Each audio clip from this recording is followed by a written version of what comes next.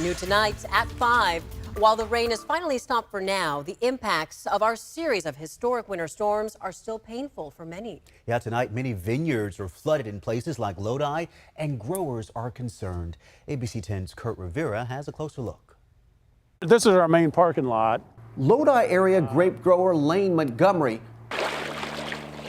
is still in disbelief, It looks like a big fat mess to me.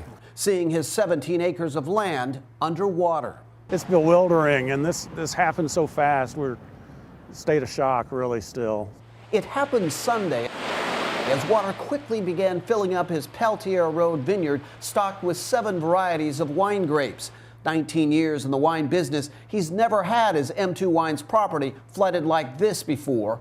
Right now, I think we're fine with the water not hurting the vines because they're dormant.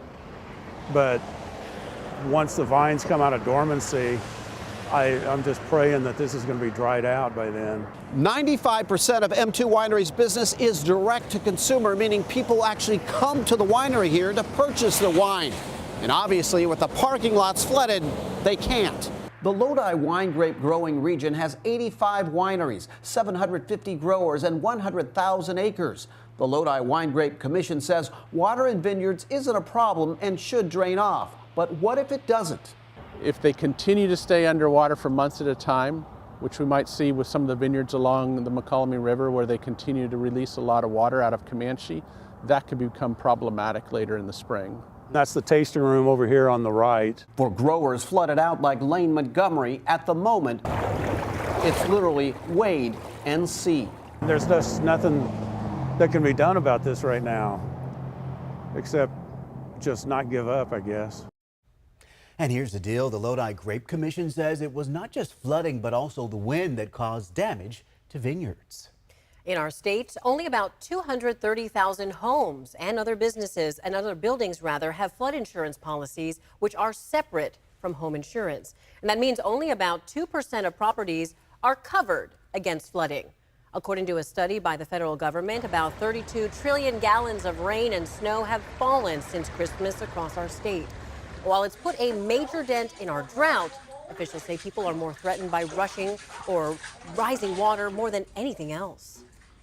So, Carly, thankfully, we finally have a chance to try and dry things out, but we'll need to bundle up at night, huh? Definitely. Now, we've seen most of the clouds move out now, clear skies overhead, but that just means we are now ushering in very cold temperatures in the early morning hours. You may have felt it out there depending on where you were, but we did get close to about 39 degrees in Sacramento, which actually feels a little warmer than it felt outside. It felt like freezing point to me. 34 in Stockton, 33 in Modesto this morning, those mid-30s from Auburn to Jackson, -4 degrees in Truckee. Definitely a cold morning start there. Current temperatures are right around those low 50s inland for the valley. We are seeing those mid to low 40s in the foothills right now. We will see those temperatures dropping overnight very quickly as we'll get close to freezing point once again. But the winds, they're calm to light right now. We're seeing them anywhere from around 3 to 7 miles per hour in the valley. We will start to see an increase, though, in winds as we get closer to Sunday. So prepare for that. I'm letting you know ahead of time. Morning fog will begin to develop as well after 2 a.m. and starting to spread across most of the valley spots around 5 a.m. Finally starting to lift closer to 9 a.m. So you know that now. Cold morning start does equal some fog for us into our weekend here and early next week. Now, as we move through our weekend and overnight hours, we're going to see those temperatures dropping close to freezing point around 6 a.m. Areas of fog. We'll talk more about what to expect for the rest of the week. Sounds good, Carly. Thank you.